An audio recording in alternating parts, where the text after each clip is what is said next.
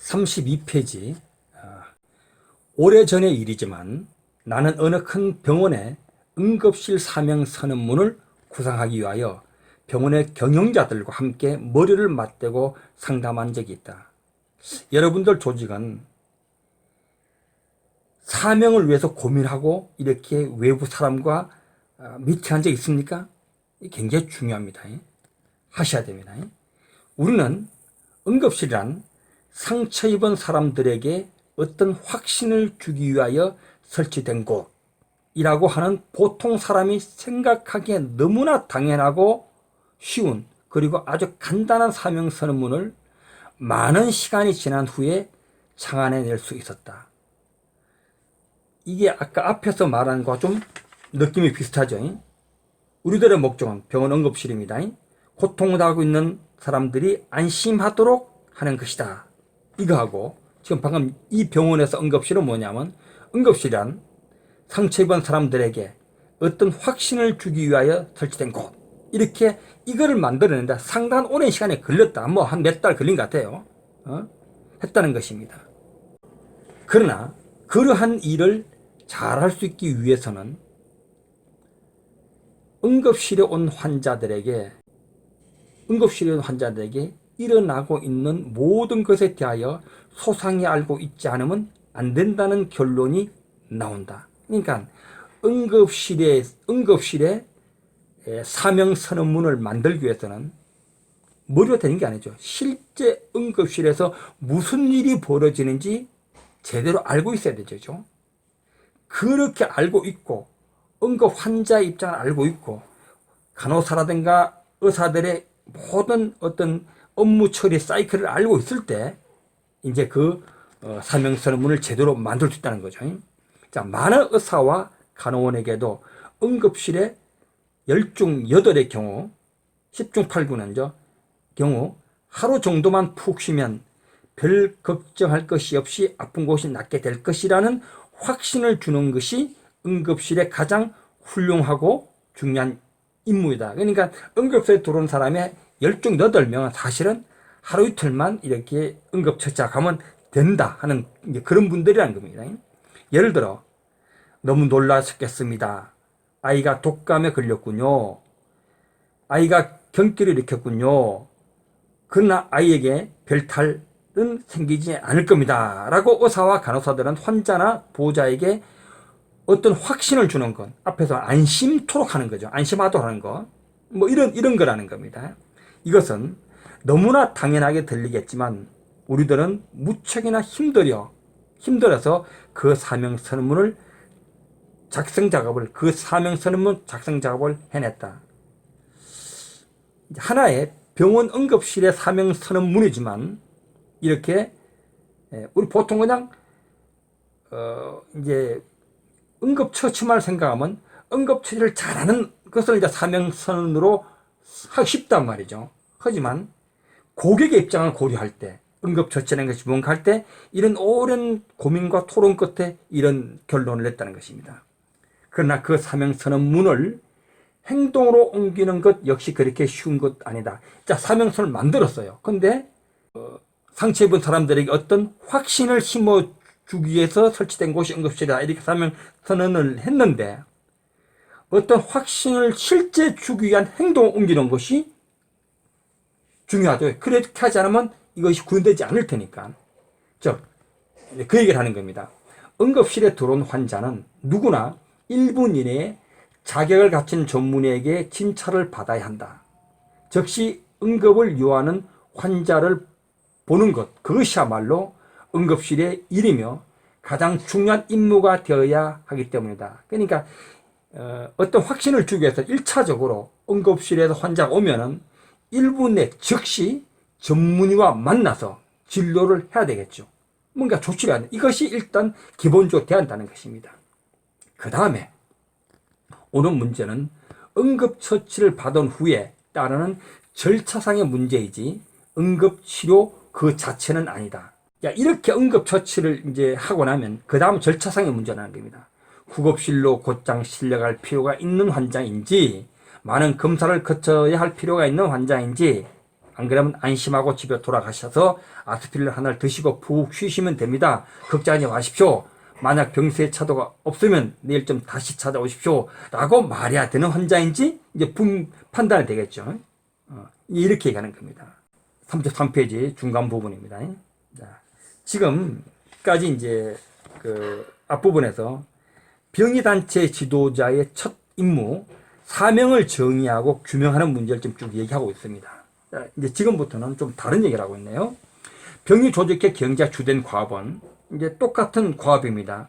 아까 첫 번째 임무라고 그랬고 주된 과업은 조직의 사명 선언에 담긴 내용을 구체적으로 실행에 옮기는데 최선을 다하는 것이다. 그러니까 사명이 정의되고 규명됐어. 그럼 그걸 실천해야 되겠죠. 이걸 실천하는 것이 이제 병의단체 경제자들의 주된 과업이다 얘기하는 겁니다. 자, 사명이란 우리들이 예측할 수 있는 범위에서 존재한다고 해도 틀리지 않을 것이다. 이 사명은 그 누가 보더라도 상식적이 되죠. 듣는 순간 병원의 사명이, 학교의 사명이, 뭐 고아원의 사명이 다 이해돼야 됩니다. 그죠? 뭐 당연하겠죠. 사실상 인류가 생존하는 한 아픈 사람이 있기 마련이며 알코올 중독자나 마약 중독자 또는 불운한 자가 없을 수는 없다. 뭐 인류 역사와 함께 이런 건 항상 있는 거죠. 한편 우리는 수백 년 동안 바깥에서 뛰어놀고 싶은 6, 7세의 남녀 어린이들에게 조그만 어떤 지식이라도 가르치기 위하여 이런저런 형태의 학교를 운영하고 있다. 당연하죠. 그죠? 이게 전부 뭐냐면 일종의 병의단체, 우리 주변에 있는 병의단체를 나열하는 겁니다. 33페이지 맨 하단 부분입니다. 그러나 어떤 목적 그 자체는 단명할 수 있다. 어떤 사명이 성취되었기 때문에 원래 목표 및 목적에 큰 변화를 가져올 필요가 있을 경우도 있다. 자, 이게 뭔 소리입니까? 자, 지금 방금 앞부분에서 30페이지 중간 하단 부분에서 엠피어 지도자들의 첫 번째 임무를 정의했습니다. 사명을 정의하는 것이다. 사명을 규명하는 것이다. 이렇게 말하고 방금 병의단체는 그 사명을 실천한다. 이렇게 말합니다. 자, 실천을 말하면서 그리고 또 무슨 말을 하냐면 인류에 뭐 알코올 환자 아픈 사람도 있었고 마약 중독도 있었고 학교도 있었고 이렇게 하지만 그 사명이 목적이 변화될 수 있다는 사실을 얘기하는 겁니다. 그러나 어떤 목적 그 자체는 단명할 수 있다. 목적이 사명이 단명할 수 있다는 겁니다. 바뀔 수 있다는 겁니다. 어떤 사명이 성취되었기 때문에 원래 목표 및 목적에 큰 변화를 가질 필요가 있을 경우도 있다. 그러니까 사명이 수정돼야 될 경우도 있다는 얘기를 하는 겁니다. 맨 밑에 줄입니다. 약 100년 전 19세기의 가장 위대한 발명 중에 하나라고 할 수 있는 폐병 환자 요양소, 요즘 뭐 이런 게 없죠. 를 예를 들어 보면 적어도 선진국에서는 폐병 치료 사업의 목표가 성공적으로 달성되었다고 볼 수 있다. 그러니까 그때는 폐병 환자가 많았어요. 그래서 폐병 환자 요양소가 필요했단 말이에요. 이런 병의 단체가 필요했어요. 하지만 그것이 목적을 달성해서 필요 없어진 거죠. 항생제로서 폐병 치료의 방법을 터득했다. 그래서 없어진 거죠. 그런 경우를 볼 때, 그 사례를 볼 때 병의 단체 경제자들은 끊임없이 연구조사하면서 기존의 목적이나 목표를 재검토하고 갱신하며 주기적으로 말소시키는 것까지를 감안한 제도를 구상한다. 그러니까 자신들이 꼭 폐병 환자 요양소 아니라도 다른 어떤 병의 단체라 하더라도 끊임없이 사명을 검토해야 됩니다. 갱신해야 되죠. 수정할 필요가 있는 거죠. 우리의 목적이 맞나? 목표가 맞나? 재검토한다는 것입니다. 사명 그 자체는 영구적이고 인류가 원하는 삶입에 틀림없다. 그러니까 사명은 영원할 겁니다. 그러나 그에 따른 목적인 목표는 일시적이며 임시적인 성격을 띌 수 있다. 자, 사명을 정의해라, 규명해라. 사명을 실천해라. 하지만 그 사명이 갱신될 수 있고 바뀔 수 있다는 얘기를 하는 겁니다. 자, 계속합니다. 34회 중간 부분입니다. 우리들이 가장 쉽게 범할 수 있는 오류 중에 하나는 사명 선언문을 좋은 의도로서 샌드위치로 만들어버리는 것이다. 또 다른 얘기합니다. 사명 선언문은 쉽고 간결해야 한다. 새로운 인물을 창안하여 강조하고 싶을 때는 기존의 인물을 없애버리든지 우선 순위에서 탈락시키든지 해야 한다. 누구도 모든 것을 다 잘할 수 있다고 생각해서는 안 된다. 무슨 얘기합니까? 어떤 사명의 갱신이 필요하죠. 근데 그 갱신이 필요할 때 기존 사명에다 자꾸 보태는 것에 대한 문제를 얘기하는 겁니다. 그래서 안 된다는 겁니다. 샌드위치로 만들지 마라. 새로운 사명이 만들어지면 기존 사명을 버리든지 순위를 뒤로 물리고 없애고 탈락시키든지 한다는 얘기를 하는 겁니다. 사명은 단순 명료해야 된다. 복잡하면 안 된다는 얘기를 합니다. 그러면서 하나 사례를 듭니다. 예로 오늘의 우리 대학을 한번 살펴보자. 이제 여기 종합대학을 얘기하는 겁니다. 거대하죠. 2만 명, 3만 명 학생이 있는 그런 종합대학들. 그들의 교육 목표는 정말 혼란스러운 것이다. 수십 가지의 목표를, 왜 종합대학이니 많은 대학을 갖고 있으니까요. 수십 가지의 목표를 뭐 이런 인재, 저런 인재, 저런 인재 막 키워야 되는 겁니다. 세워놓고 모두 달성하고자 하지만 이것은 절대로 불가능한 일이다. 그런 걸 부정적으로 보는 겁니다. 오늘의 이제 그걸 긍정적으로 본다면 그 대학마다 독자적인 사명을 가지고 선언하고 거기에 몰입해야 되겠죠. 한 해결 방법이 있다면. 이제 오늘의 미국 내 초보수적 기독교 계통의 대학들이 젊은이들의 관심을 끌고 있다는 것은 그와 같은 사실을 입증해주고 있는지도 모른다. 이제 그런 대학 속에서 좀 긍정적인 단순 명료한 대학을 사례를 드는 겁니다. 그들의 사명은 대단히 협소하게 정의되어 있다. 우리들이 그들의 사명 선언문이 너무나 편협하다고 시비할 수 있겠지만 그들의 사명이 분명하고 명료하다는 것에 대해서 시비할 수가 없다. 34페이지 맨 뒷줄입니다. 그들의 사명이 학생들과 교수들에게 뚜렷이 전해지고 또 학교 당국은 적어도 우리 학교는 회각을 가르치기 위하여 존재하는 것은 아니다 라고 분명히 말할 수 있기 때문이다. 그러니까 이제 기독교 학교니까 회각은 그다지 중요시하지 않겠죠. 이제 사실 우리 대한민국의 신학교 같은 경우도 지금 종합대학화되는 경향이 있어서 참 문제가 이런 관점에서 보면 좀 문제가 있습니다. 그 다음에 이제 이 부분에서 회계학을 얘기하면서 역자가 아랫부분에 이제 역주를 달았습니다. 이 현영아 교수님이 경영학 교수지만 회계학을 전공하신 분이기 때문에 드러크가 이렇게 자기가 전공하는 회계학을 이제 이렇게 사례를 든 것에서 조금 토를 달고 싶었던 모양입니다. 이게 회계학을 경시하는 것이 아니다 라는 투의 이 얘기를 다른 건데 여러분 읽어보시면 알 것 같습니다. 시간이 흐름에 따라 무엇을 더하게 마련인데 그럴 때는 꼭 무엇을 삭제해야 한다. 지금 계속하는 얘기입니다. 사명이 자꾸 덧붙여지면 안 된다. 시간이 흐르면 자꾸 덧붙여지는 속성이 있죠. 이제 우리의 업무도 마찬가지입니다. 그러니까 추가가 아닌 이제 갱신하고 수정하고 뭐 이런 의미겠죠.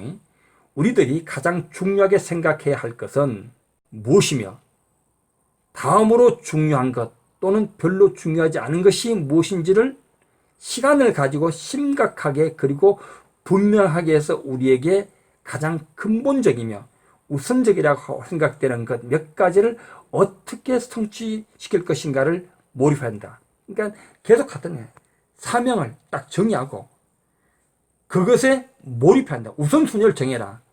우선순위에 밀리는 건 빼라. 이런 얘기를 합니다. 집중하고 몰입해랍니다. 그러면서 이제 몇 가지 또 사례를 들고 있습니다. 어떤 사례냐면 산부인과 병원의 변신인데 이제 전문 출산센터가 되는 내용입니다. 100년 전 병원이 수행했던 것 중 가장 큰 공헌은 산부인과의 공헌이라고 할 수 있다. 그러나 그렇게 인정받기까지는 복잡해지는 도시에 살고 있는 산모들이 가정에서 아이를 분만할 위험, 즉 분만 시 쉽게 있을 수 있는 감염 또는 정식 훈련을 받지 않은 산파들에게서 오는 위험을 사람들이 수긍하게 되는데 많은 시간이 흘러간다. 이제 전문 출산센터가 만들어지기까지 산모들은 병원을 그간 옛날 선호했죠. 근데 전문 출산센터 더 잘하고 더 안정적임에도 불구하고 그런 인식의 변화가 오는 데까지는 시간이 걸렸다는 얘기를 하는 겁니다. 전문 출산센터가 참 좋구나 하는 인식을 가져야 되겠죠.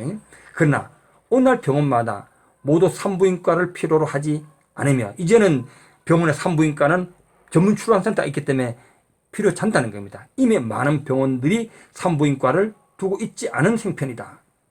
그것은 분만이 예전보다는 안전하게 되었고 전문 출산센터에서 하나의 이제 프로세서가 된 거죠. 모든 것이 예측 가능하게 되기 때문일 것이다. 만약 분만에 어떤 잘못이 일어난다면 대부분의 경우 매우 심각한 상황에 처하게 된다. 통상적으로 설치된 시설로는 충분하지 못하기 때문에 많은 시설이 한 곳에 집결되어야 할 필요가 있게 된다. 이건 결국 전문 출산센터 기능을 갖고 있다는 얘기를 하는 거죠. 오히려 병원에 개인 병원의 산부인과가 더 위험할 수도 있는 겁니다. 교외의 주거 지역에는 그처럼 완벽한 시설이 필요한 분만 장소가 그리 많지 않은 것은 사실이다. 그러니까 시골에 변두리에 있는 병원 같은 데는 그런 시설이 없는 거죠. 그렇다고 해서 병원의 산부인과를 당장 모두 없애야 한다는 것은 아니지만 전문 출산센터 없다면 있어야 되겠죠. 서서히 없어지게 될 것이다. 한마디로 전문 출산센터가 만들어지면서 이제 그렇게 이제 단순 명료하게 사명이 정의되고 또 이제 단순 명료하게 뭔가 되어가는 얘기를 하고 있는 겁니다. 또 하나 사례가 이제 정신병원 사례들이에요. 또 다른 예를 들면 50년대 전만 해도 1930에서 40년대입니다. 정신병 환자들을 위한 약이 없었고 그때는 정신병 환자 약이 없었던 모양입니다. 정신병 치료를 위해서 병원들이 할 수 있는 일은 극히 제한되어 있었다. 그래서 그 당시 감금, 이제 가둬놓는 것밖에 없었죠. 그러나 오늘날에 와서는 정신병을 앓는다든지 다른 사람들에게 위험을 줄 수 있는 사람들의 대다수가 그렇게 크지 않은 그 지역의 병원에서 단순 체류 또는 간단한 치료로서 그들의 문제를 해결할 수 있게 되었다. 그런 분야에서는 오히려 지역사회 병원이 매우 중요한 역할을 담당하게 된 것이다. 어떤 이제 지역사회에서 이제 그런 사람들을 이제 정신병 환자를 위한 전문센터로 이송하게 되면은 여기서는 지금 무슨 얘기 하냐면 이제 정신병원 같은 경우는 과거에는 그 센터에서 가둬놨지만 지금은 약을 먹으면 되고 하기 때문에 지역병원에서 치료를 간단히 할 수 있는 이런 것이 됐다는 의미를 담고 있는 것 같습니다. 36페이지 하단의 마지막 부분입니다. 그러므로 우리는 변하는 상황을 주시하면서 지역사회가 새롭게 필요로 하는 것이 무엇인지를 항상 생각하고 검토해야 할 것이다. 전문 출산센터 같은 것이 필요한 것인지 안 그러면 정신병 환자를 가둬두는 그런 것이 아니라 이제는 지역사회 병원에서 이제 치료하면서 간단한 치료로서 하는 것이 필요한지 이런 걸 이제 생각해야 되겠죠. 검토해야 됩니다. 병원들이 갑작스럽게 둔갑을 하여 구두를 파는 기업이나 대규모의 교육기관으로 변신하지는 않을 것이다.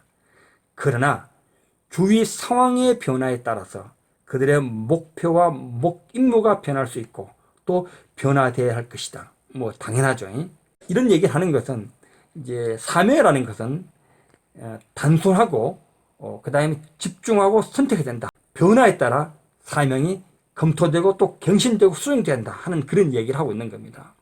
오늘 가장 중요하게 생각되던 목표와 임무가 내일에는 별로 중요하지 않은 것으로 바뀐다든지 또 다른 어떤 경우에는 무의미한 목표 및 임무로 여겨질 수도 있기 때문이다.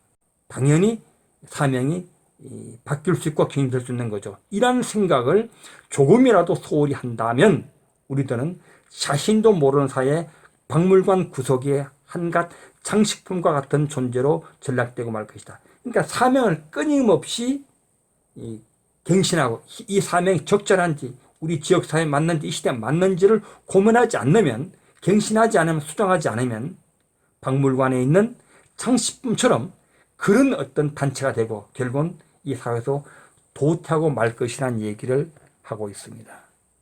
오늘은 여기까지 하도록 하겠습니다.